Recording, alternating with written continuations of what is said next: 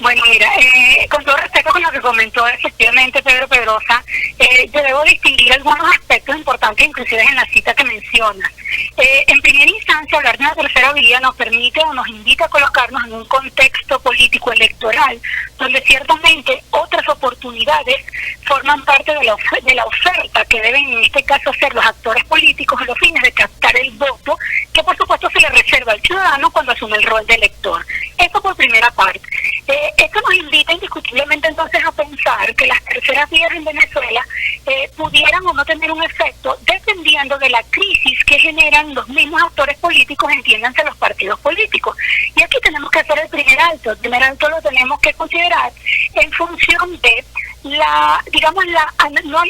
politización del voto, en función de las dos posturas radicales que electoralmente se han dado en Venezuela y que tienen que ver o nos permiten distinguirla desde dos ámbitos, espaciales electoralmente hablando. Decimos los votos o las tendencias opositoras y las tendencias oficialistas.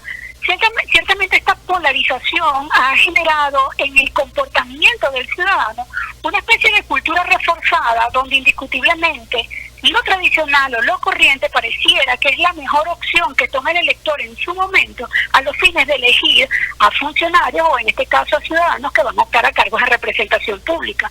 Yo siento que en cuanto al rol que han ejercido en este caso los factores tanto de la oposición como del oficialismo, nos invita a primero reflexionar sobre el rol de los partidos políticos y realmente cuál es el rol de los líderes dentro de los partidos políticos. Y tenemos muy responsablemente que señalar que las organizaciones políticas en Venezuela se han convertido solamente en sucursales de las oficinas públicas en algunos casos, cuando estas han sido merecedoras de triunfos para cargos públicos, y en el peor de los casos se han convertido en solamente agencias de movilización de electores, donde el único fin demostrable es poder decirle a tu oponente que tú gozas de mayor aceptación o mayoría, pero que cuando tú eso lo traduces a votos,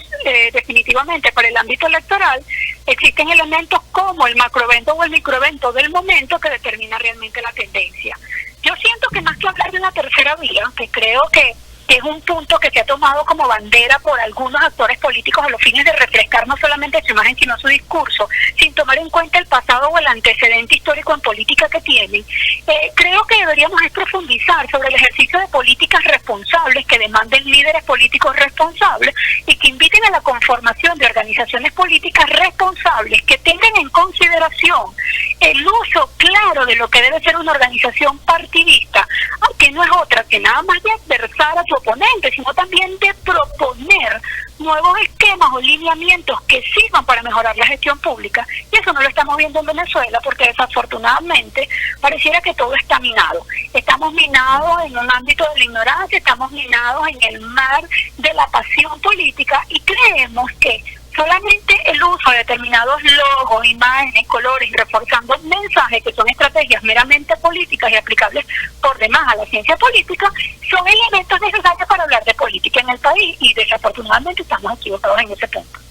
Mira, Lelimar, nosotros leímos en el primer bloque una noticia donde Henry Ramos Alup decía que realmente el golpe de Estado no comenzó el día en que el Tribunal Supremo de Justicia pues dio el lineamiento del cese de las funciones de la Asamblea Nacional, sino el 6 de diciembre. Entonces, el licenciado Pedro Pedrosa decía que, bueno, que ya el golpe de Estado se viene dando desde hace muchos años atrás. ¿Qué consideras tú el trasfondo pues de las palabras del expresidente de la Asamblea Nacional, Henry Ramos Alup, con respecto a ese tema?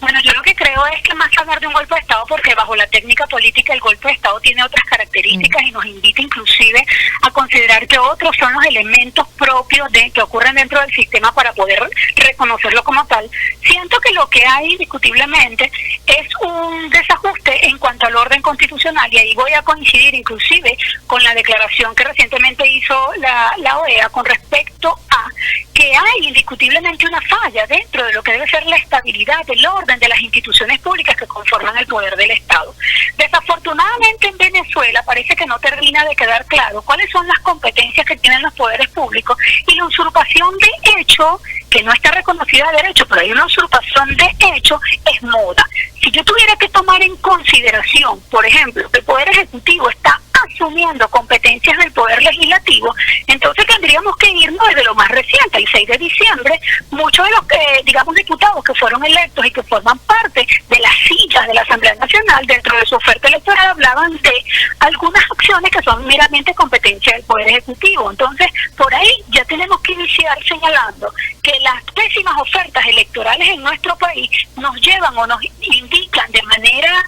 digamos, un poco implícita, cuáles han sido los mecanismos que se tienen que tomar para que su país funcione. Sin embargo, el hecho de que hoy se quiera hablar mediáticamente de un golpe de Estado y no se quiera reconocer el desequilibrio o el desnivel del trabajo que deben desarrollar los órganos del poder público, nos llama entonces a poder tener claro cuál es realmente el escenario y qué elemento, digamos, histórico se va a tomar para ello. La usurpación de funciones por parte del Poder Ejecutivo o la usurpación de funciones por parte del Poder Judicial, que de acuerdo a los lineamientos o características que se establecen dentro de la misma normativa pareciera que le dan un matiz o un talante considerable de norma y de aplicabilidad, nos coloca en la posición indiscutible de que para el efecto político y para el juego político este era un escenario que se vaticinaba inclusive antes del resultado de las elecciones, en función de que una mayoría opositora en el Parlamento Legislativo requería de mayor control por parte de otros órganos que se llaman independientes a los fines de minimizar las acciones. Y tanto ha sido la minimización de las acciones que tenemos que tomar en consideración que es apenas hoy, a esta fecha y en este año, que se va a hablar de la remoción de los magistrados, cuando eso fue un tema del año pasado en la agenda legislativa del periodo legislativo pasado. Entonces, creo que ese juego de doble moral y de estrategia discursiva cala, por supuesto que cala, porque forma parte de estrategias comunicacionales, que el único fin que buscan es poder minimizar la imagen del gobierno y poder ratificar tesis que, de acuerdo a los eventos que se han venido generando en el país, lo colocarían como gobiernos que están fuera del margen democrático, que son gobiernos que están fuera de los principios legales y constitucionales y que, por supuesto, deben ser susceptibles de observación porque deberíamos preservar, como se pretende de una manera muy utópica, el principio de la democracia a los fines de llevar a los estados ideales de bienestar y garantía que, por supuesto, no estamos viviendo en Venezuela.